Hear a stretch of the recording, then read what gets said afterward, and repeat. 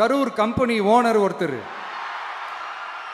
எங்க எங்க இருக்காருன்னே தெரியாம ஓடு ஓடு ஓடு ஓடு ஓடு ஓடு ஓடு ஓடு வராம் பாரு வேட்டக்காரன். ஒரு மனுஷன் லைஃப்ல எவ்வளோ பெரிய ஒரு உயரத்துக்கு போனாலும் மனசளவில் சில வலிகள் காயங்கள் அதை மறக்க முடியாது இல்லையா? எல்லார் லைஃப்லையும் அப்படி தான், நமக்கும் அப்படி தான். நிறையா வலிகள் காயங்கள் எல்லாத்தையும் தாண்டி தான் வந்திருக்கிறோம். ஆனால் எல்லாத்தையும் விட ரொம்ப ஜாஸ்தியான அந்த வலியும் அந்த காயமும் எனக்கு அந்த கரூர் சம்பவம் தான்.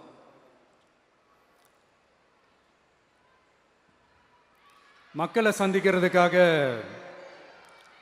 சந்திக்கணும், மக்கள் பிரச்சனைகளை எடுத்து பேசணும்.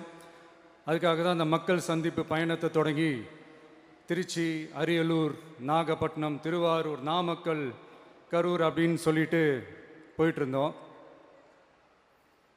அரியலூரில் அந்த மீட்டிங் முடிச்சுட்டு பெரம்பலூர் போகிறதுக்கு முன்னாடி அந்த பெரம்பலூர் போலீஸ் எங்களை அலர்ட் பண்ணாங்க.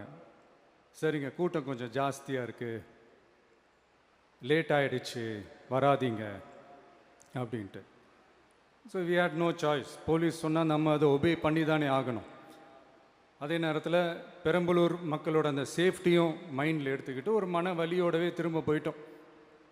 அதுக்கப்புறம் பெரம்பலூர் தொகுதி மக்களுக்கு மன்னிப்பும் கேட்டோம். அதே மாதிரி நாமக்கல் அந்த மீட்டிங் முடிச்சுட்டு கரூர் வரும்போது அந்த கரூர் போலீஸ் எங்களை அலர்ட் பண்ணியிருக்கலாம்ல.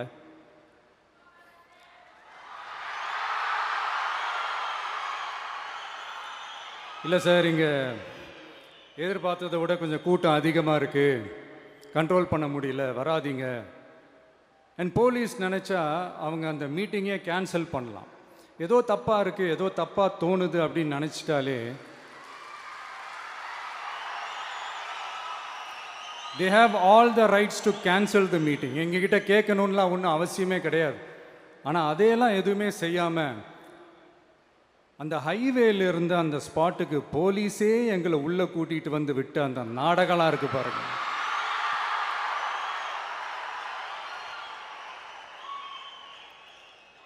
நம்பிட்டேங்க, முழுசாக நம்பிட்டேன். அன்னைக்கு இருந்த அந்த கரூர் போலீஸ் பேசும்போது தேங்க்ஸ்லாம் சொன்னேன் அவங்களுக்கு. எனக்கு தெரியாது இப்படி ஒரு நாடகம் நடக்கும். இதுக்கெல்லாம் யார் காரணம்? இதெல்லாம் யார் சொல்லி செஞ்சது? இப்படி பண்ணுங்க, அப்படி பண்ணுங்க, சப்போஸ் அப்படி நடந்தா இப்படி பண்ணுங்க, சப்போஸ் இப்படி நடந்தா இந்த மாதிரி இன்ஸ்ட்ரக்ஷன்ஸ்லாம் கொடுத்து அந்த ப்ரெஷர் போடுறது யார்?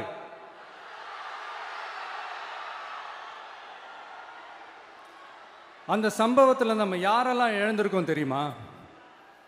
ஒரு டிவியில் என் படமோ பாட்டோ வந்துச்சுன்னா, அம்மா விஜய் மாமா, அம்மா விஜய் மாமா அப்படின்னு சொல்லி அவங்க அம்மா கிட்ட சிரிச்சுக்கிட்டு அந்த டிவி ஸ்க்ரீனை போய் தொட்டு முத்தம் கொடுத்துக்கிட்டு என் அக்கா தங்கச்சிங்களோட தங்க பிள்ளைகளை இழந்திருக்கோம்யா.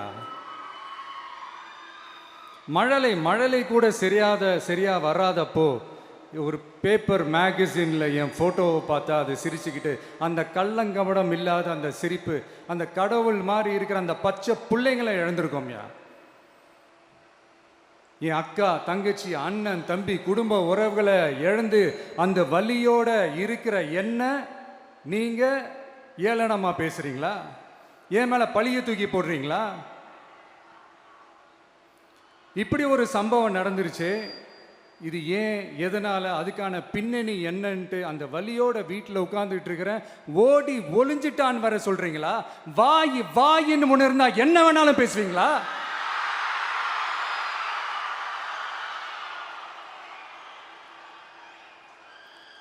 மக்களே, நான் உங்களையே கேட்குறேன். அன்னைக்கு அத்தனை க்ரௌடு இருந்துச்சு, அந்த க்ரௌடுக்கு தகுந்த மாதிரி போலீஸ் பாதுகாப்பு கொடுத்தாங்களா?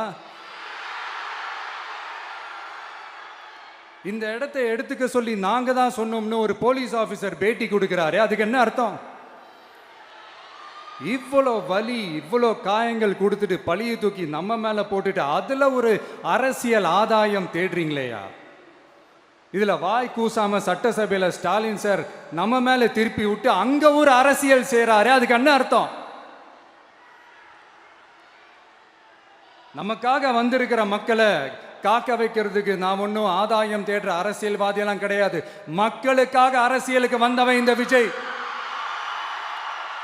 எனக்காக எல்லாமும் கொடுத்த என் மக்களுக்காக எல்லாத்தையும் விட்டுட்டு மக்களுக்காக மட்டுமே அரசியலுக்கு வந்தவன் இந்த விஜய்.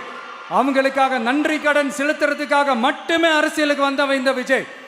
உங்களுக்கு தான் இந்த விஜயை பத்தி நல்லா தெரியுமே. ஆனா நம்ம எல்லாருக்குமே இத்தனை வலிகள் காயங்கள் கொடுத்தவங்களுக்கு இந்த 2026 தேர்தலில் தக்க பதிலடி கொடுத்துட்டீங்க. ஆனா அது மட்டுமே பத்தாது மக்களே, அது மட்டுமே பத்தாது. காலகாலத்துக்கும் எழுந்திருக்கவே முடியாத அளவுக்கு நிரந்தரமான ஒரு பதிலடியை நீங்க கொடுத்துக்கிட்டே இருக்கணும்.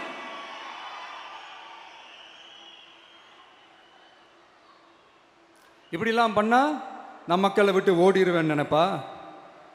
யார் என்ன ஓடினாலும் நான் மக்களை விட்டு எல்லாம் ஓட மாட்டேன். அன்னைக்கும் சொன்னேன், இன்னைக்கும் சொல்றேன், நாளைக்கும் சொல்றேன், தில்லா சொல்லுவேன், கெத்தா சொல்லுவேன். பணமா ஜனமா அப்படின்னு கேட்டா என் ஜனம் தான் எனக்கு முக்கியம்.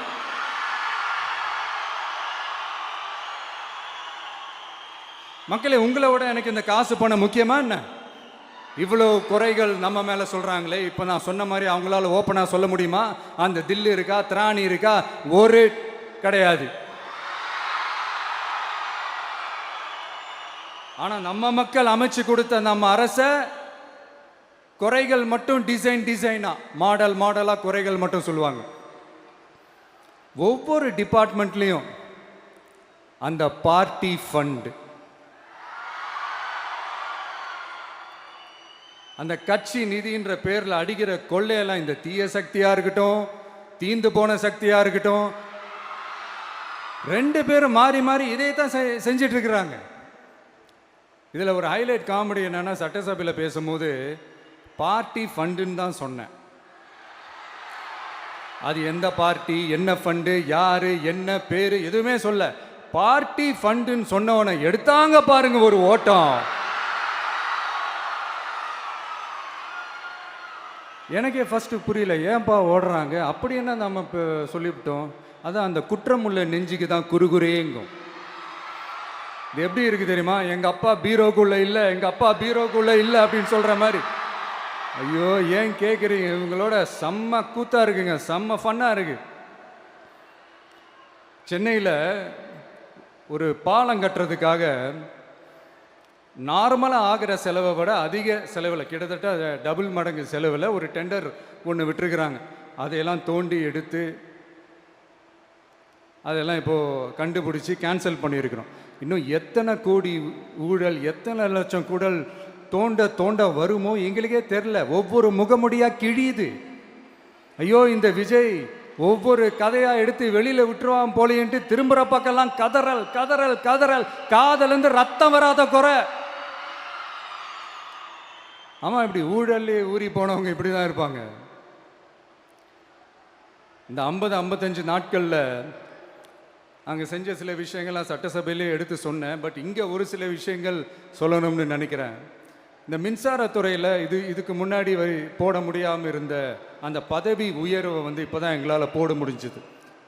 அதுக்காக ஒரு அக்கா அழுதுகிட்டே ஒரு நன்றி சொன்னாங்களே, அதெல்லாம் அவங்க கண்ணில் படாதே அந்த வீடியோலாம், குறை சொல்கிறவங்களுக்கு. அடுத்து லஞ்சம்லாம் ஒழிக்க முடியாது, ஊழல்லாம் ஒழிக்க முடியாது, அதெல்லாம் பிளட்டிலேயே ஊறி போய் இருக்கு அப்படின்னு சொன்னவங்க போய் ஒவ்வொரு கவர்மெண்ட் ஆஃபீஸாக பாருங்க. ஒரு பைசா லஞ்சம் இல்லை, ஒரு பைசா ஊழல் இல்லை, வேலையெல்லாம் சும்மா டக்கு டக்கு டக்குன்னு நடக்குது.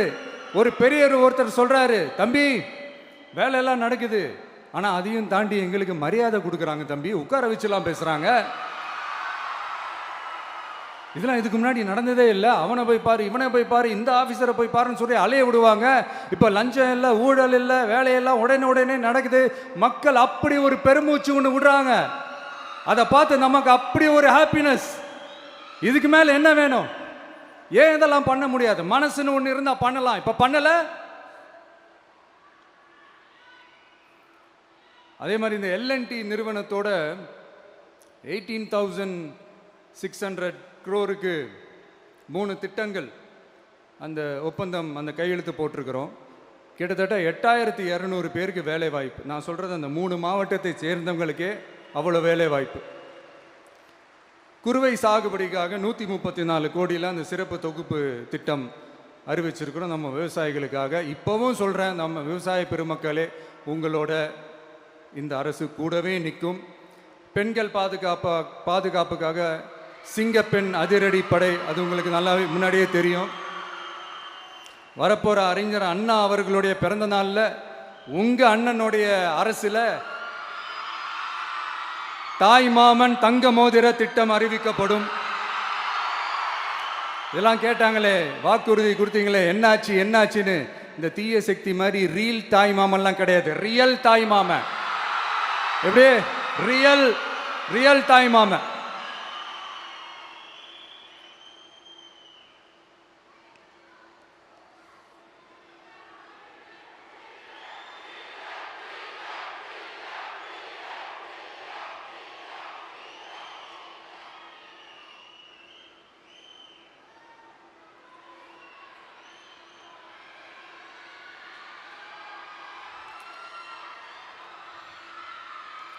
இந்த தீய சக்தியை பற்றி, அவங்க நிர்வாகத்தை பற்றி ஒரு வெள்ளை அறிக்கையை ஒன்று வெளியிட்டோம்ல, அது ஷார்ட் அண்ட் ஸ்வீட்டாக சொல்லணுன்னா, ஒரு ஓட்ட பாத்திரத்துக்குள்ளே தண்ணி ஊற்றிக்கிட்டே இருந்திருக்கிறாங்க. பாத்திரம் எம்டியாகவே இருந்திருக்கு, ஆனால் ஊற்றின தண்ணி தான் எங்கே போச்சுன்னு தெரில. கடவுளுக்கு தான் வெளிச்சம். அது மாதிரி இப்போ நம்ம சொன்னதெல்லாம் சும்மா ஒரு சாம்பிள் தான். இன்னும் வரப்போகிற நாட்களில் உங்கள் அரசனுடைய அந்த விஸ்வரூபத்தை நீங்கள் பார்ப்பீங்க. அடுத்து வாயத்தொடங்க சிஎம். அடாடா, உங்கள் சிஎம் நெஞ்சிலேயே குத்திட்டு வந்தீங்க பாருங்க, அதெல்லாம் வேற லெவல். பேசுங்கன்றீங்க, பேசுனா எந்திரிச்சு ஓடிடுறீங்க. இனிமேல் பேச ஆரம்பிக்கிறதுக்கு முன்னாடி என்ன பண்ணணும் அப்படின்னா, ஒரு நண்பர் ஒருத்தர் சொன்னார், மாண்புமிகு பேரவைத் தலைவர் அவர்களே, எல்லா டோரையும் இழுத்து லாக் பண்ணுங்க அப்படின்னு சொல்லிட்டு தான் பேச்ச ஆரம்பிக்கணும் போல் இருக்கு. ஏன்னா பேசிட்டு இருக்கும் போதே எந்திரிச்சு ஓடிடுறாங்க. 5 நிமிஷம் பேசினதுக்கே குளத்தூரில் கொத்து பரோட்டா போட்டாங்க. இதுக்கு மேலே பேசினா மொத்தமாக முடிஞ்சிடும், பார்த்துக்கங்க. நாம் அரசியல் பேசினா விஜயெல்லாம் அரசியல் பேசலாமா அப்படிங்கிறது. சரிப்பா, நமக்கு எதுக்கு வம்பு, நம்ம பாட்டுக்கு நம்ம வேலையை பார்ப்போம், எதுக்கு அவங்கள பற்றி பேசிக்கிட்டு அப்படின்னு இருந்தால் விஜய்க்கு அரசியலே பேச தெரில அப்படிங்கிறது. இப்படியே மாறி மாறி மேகதாது அணையை பற்றி என்ன தெரியும், விஜயம் அதை பற்றி பேசலை. இப்படி நம்ம அரசியலுக்கு வந்ததுலேருந்தே ஒரு கூட்டம் குறை மேலே குறையா சொல்லிக்கிட்டு, பாட்டுக்கு பாட்டு கச்சேரி எங்களுக்கும் பண்ண தெரியும், பண்ணலாமா? இந்த மேகதாது அணை சம்பந்தமான அந்த வழக்கில் தமிழ்நாட்டோட பெட்டிஷனை சுப்ரீம் கோர்ட் எப்போ ரிஜெக்ட் பண்ணுச்சு? அப்போ யார் ஆட்சியில் இருந்தா? ஏன் ஒழுங்காக வாதாடல? நீங்கள் ஒழுங்காக வாதாடி இருந்தீங்கன்னா அதை ரிஜெக்ட் பண்ணியிருக்க மாட்டாங்கல்ல. ஏன் ஸ்டாலின் சார் வேணும்னே விட்டுட்டாரா? ஏன் இப்படிலாம் கேள்வி கேட்கலாமா? இப்படிலாம் கேள்வி கேட்டால் தான் மேகதாது அணையை பற்றி பேசுனதா அர்த்தமா? ஏன் அந்த ஸ்டேட்டு சிஎம் பேசுகிறாரு, நீங்கள் ஏன் பேசலை அப்படின்னா, நம்ம ஸ்டேட்டோட உரிமையை எங்கே நிலைநிறுத்தணுமோ அதுக்காக வேலை பார்க்குறது மட்டும்தான் முக்கியம். சும்மா சவால் விட்டுக்கிட்டு சீண்டி பார், நான் யார் தெரியுமா, தொட்டு பார், இப்படிலாம் பேசிக்கிட்டு இருந்தால் வேலைக்கு ஆகாது. சும்மா பேசி பேசி பிரச்சனையை வளர்த்துக்கிட்டு யார் மேலே அது பழியை தூக்கி போட்டுட்டு அப்புறம் மக்களை அம்போன்னு தெருவில் விட்டுட்டு இப்படி தான் ஒரு அரசியல் பண்ணணும்னா அந்த அரசியல் நமக்கு தேவையும் இல்லை, அதை நம்ம செய்யவும் போகிறதில்ல. Talk less work more mode தான், அதுதான் நம்ம பாலிசியே. அதனால தான் சட்டசபையில் அந்த அரசினர் தீர்மானம்னு சொல்லி ஒன்று கொண்டு வந்தோம். அது எப்படி டு டேக் இட் ஃபார்வர்ட், எப்படி கொண்டு போகணுமோ அதை சரியாக செய்வோம். சென்ட்ரல் கவர்மெண்ட்லேருந்து அந்த டீலிமிட்டேஷனை திரும்ப கொண்டு வர போகிறதா ஒரு பேச்சு ஒன்று அடிப்படுது. யார் என்ன டீலிமிட்டேஷன் கொண்டு வந்தாலும் தமிழ்நாடு அது ஒத்துக்காது. நமக்கான இடத்த யாரும் பறிக்கவும் முடியாது, அது பறிக்கவும் விட மாட்டோம். இப்படி நாம் இருக்கும்போது இந்த தீய சக்தி திமுக எங்கே போய் நிற்குது, யார் கதவை தட்டிக்கிட்டு நிற்குது, அது உங்களுக்கே நல்லா தெரியும். மக்களே, இந்த தீய சக்தியும் தீந்து போன சக்தியும் வேறலாம் இல்லை, கூட்டு களவாணிங்க. சொல்ல முடியுமா அவங்களால? எங்களுக்குள்ள ஒட்டும் இல்லை, உறவும் இல்லை, அறிவிக்க முடியுமா, நிரூபிக்க முடியுமா? இந்த வரப்போற இடைத்தேர்தலில் அதை நிரூபிச்சு காட்டுங்க, அப்புறமா பேசுங்க. மக்களை, என் மனசை விட்டு கரூர் எப்பவும் நீங்கவே நீங்காது. நமக்கு ஏற்பட்ட வேதனையான சம்பவத்தை, நமக்கு எதிராக நடந்த சதிய சூழ்ச்சிய இனி வர்ற ஜென்ரேஷனும் அவங்களுக்கு தெரியப்படுத்தணும்ல. அதுக்காகவே இனி ஒரு அரசியல் சதிய, அரசியல் சூழ்ச்சிய யாரும் யோசிக்கவே கூடாதுன்றதுக்காகவே கரூரில் ஒரு நினைவு சின்னத்தை நம்ம டிவிகே சார்பா அமைக்கப்படும் அப்படின்றத அறிவிக்கிறோம். அப்புறம் கரூர்ல இருந்து ஒட்டுமொத்த தமிழ்நாட்டு மக்களுக்கும் சொல்றேன், உங்க டிவிகே அரசு உங்களுக்காகத்தான் உழைக்கும். அடிப்படை வசதிகளை முதல்ல நிறைவேற்றணும். ஒரு பக்கம் நிதி நிலைமையை சரி செஞ்சுக்கிட்டே, இன்னொரு பக்கம் அப்படியே நாம் சொன்னதில் ப்ரையாரிட்டி பார்த்து ஒவ்வொன்றா படிப்படியாக நிறைவேற்ற ட்ரை பண்ணுவோம். இது எப்பவும் உங்களுக்கான அரசாக தான் இருக்கும். இந்த விஜய் உங்கள் விஜயாக தான் இருப்பான். நீங்கள் உரிமையோட உங்கள் கவர்மெண்ட்டை நீங்கள் அணுகலாம். இந்த தீய சக்தி ஆட்சி முடிஞ்சு பொட்டிக்குள்ளே போனதுலேருந்து என்னென்னமோ பண்ணுறாங்க, இது ஏதோ பேசுகிறாங்க, சோஃபாங்கிறாங்க, வாஷிங் மிஷினுங்கிறாங்க. இந்த அரசியல் வியாபாரம் பண்ணுறதுக்கான அந்த வெண்டிங் மெஷினே அவங்க தான். யார்? இந்த திமுக. இதில் நம்மளை பார்த்து வாஷிங் மிஷினுங்கிறாங்க. எலெக்ஷனில் ஓட்டுக்கு காசு கொடுக்குற அந்த கலாச்சாரத்தையே, அந்த கல்ச்சரை அடித்து நொறுக்கி இருக்கிறோம். எலெக்ஷன்லேயே அப்படி வேலை பார்த்த நமக்கு எதுக்கு இந்த குதிரை, கழுதை, ஒட்டக பேரெல்லாம்? மக்களின் பக்கம்.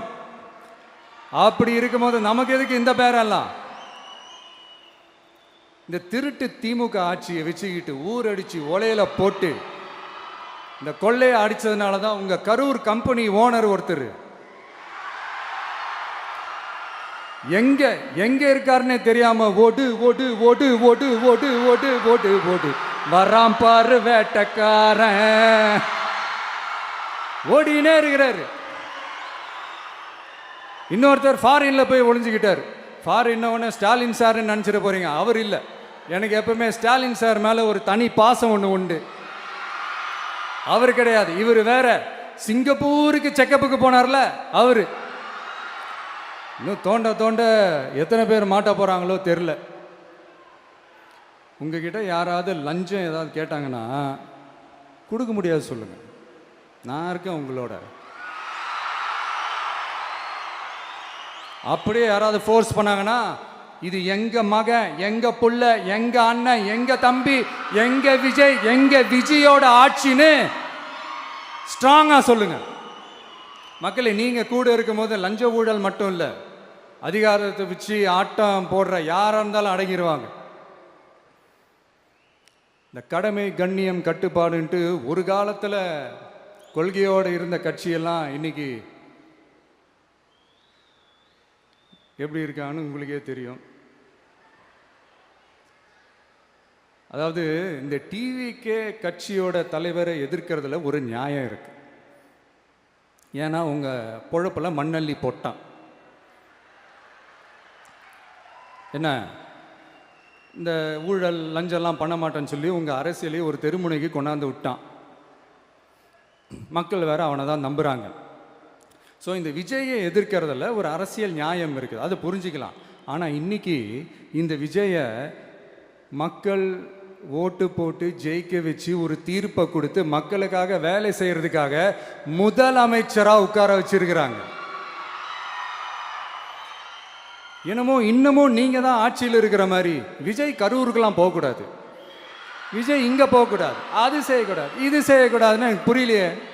ஆட்சியில் இருக்கும் போது தான் இவ்வளோ கட்டுப்பாடெல்லாம் போட்டீங்க, எஸ்ஓபிஸ்லாம் போட்டீங்க, ஸ்டாலின் சார் ஆப்ரேட்டிங் ப்ரொசீஜர்லாம் போட்டீங்க.